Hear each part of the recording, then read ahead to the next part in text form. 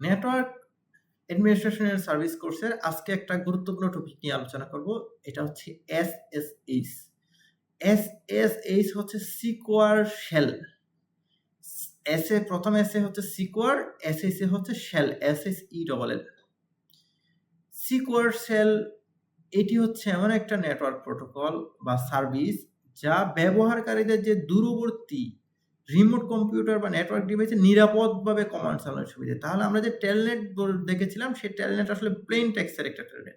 এখন আপনি যদি নেটওয়ার্ক অ্যাডমিনিস্ট্রেটর হয়ে থাকেন, আপনি আপনার নেটওয়ার্ককে আপনার গ্রামের বাড়িতে বসে আপনার ঢাকার নেটওয়ার্ককে নিয়ন্ত্রণ করতেছেন, তাহলে অন্য একজন হ্যাকার যে আপনার সেই নেটওয়ার্কটাতে লগ ইন করবে না, তার কোনো তো গ্যারেন্টি নেই। সুতরাং আপনাকে এমন কিছু চিন্তা করতে হবে যার মাধ্যমে আপনার নেটওয়ার্কটা কি থাকে, নিরাপদ থাকে। সেক্ষেত্রে টেলনেটের নিরাপদ হচ্ছে সিকিউর শেল। সিকিউর শেলে আসলে বিষয়টা কি, এখানে এনক্রিপ্টেড থাকে। এখানে যে টেলনেটের যে বিষয়গুলো থাকে সেই সংযোগটা আসলে এনক্রিপ্টেড থাকে এবং ব্যবহারকারীর যে তথ্য সেটা সুরক্ষিত থাকে। ধরেন যে একটা আপনার পাসওয়ার্ড দিচ্ছেন, সেই পাসওয়ার্ডটা এনক্রিপ্টেড থাকতেছে। আপনি যখন দূর থেকে নেটওয়ার্কের মাধ্যমে কোনো একটা জায়গায় অ্যাক্সেস করতেছেন, মাঝখানে man in the mirror attack বা হ্যাকার অন্য যে কোনো ধরনের অ্যাটাকের ক্ষেত্রে যদি কোনো কারণে আপনার পাসওয়ার্ড পেয়েও যায়, সে আসলে রিয়েল পাসওয়ার্ডটা দেখতে পাবে না। সে হ্যাশের কোনো একটা বিশাল বড় একটা হ্যাশ লাইন দেখতে পাবে, যাতে এনক্রিপ্টেড পাসওয়ার্ড থাকবে। মানে যিনি হ্যাকার, সে কোনো অবস্থাতেই বুঝতে পারবে না যে আসলে পাসওয়ার্ডটা কত।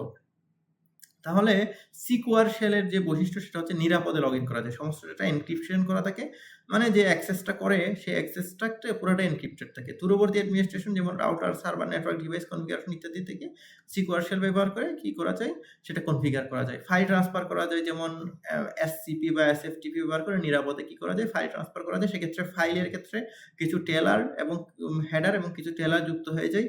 আমরা তো দেখেছি যে টিসিপি আইপি প্রোটোকলে যে হেডার, টেলার বা অন্যান্য প্যাকেটের পূর্বে যে বিষয়গুলো যুক্ত হয়, এই ধরনের কিছু বিষয় থাকে যার মাধ্যমে এটা এনক্রিপশন হয়ে যায় এবং পরবর্তীতে ডিক্রিপ্ট হয়ে সেটা জিনিস এই জিনিসটা দেখে তার কাছে পৌঁছে এবং মাঝখানে সে এনক্রিপ্টেড অবস্থায় থাকে বলে সেটার নিরাপত্তা ঝুঁকি যে আছে, সেই নিরাপত্তা ঝুঁকিটা আসলে থাকে না।